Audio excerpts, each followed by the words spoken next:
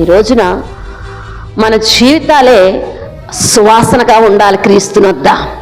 ఎందుకంటే ఆయన మనలను పరిమళ వాసనగా, ఆమె అత్తరు ఆయన తల మీద పోసినప్పుడు ఆ ఇల్లంతా కూడా పరిమళ వాసనతో నిండిపోయింది.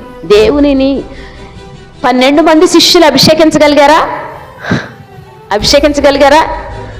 కొన్ని తల్లిగా పిలువబడుతున్న మరి అయినా అభిషేకించగలిగిందా?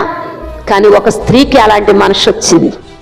ఒక స్త్రీకి, నేను అంటాను, కుటుంబంలో స్త్రీని బట్టే సంఘంలో ఏ పనైనా జరుగుతుంది.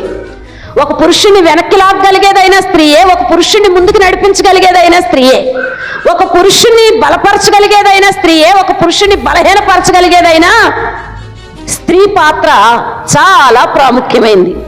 ఎందుకంటే కోపగించుకునో మొత్తానికి స్త్రీల పంతమే నెగ్గుతుంది ఏ ఇంట్లో అయినా.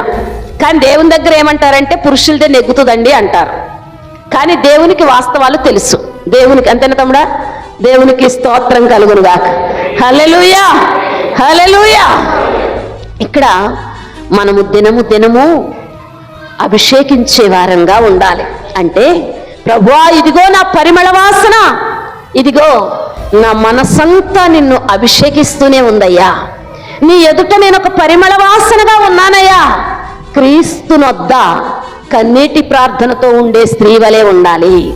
క్రీస్తునొద్ద పరిమళ వాసనగా ఉండేటువంటి స్త్రీగలే ఉండాలి.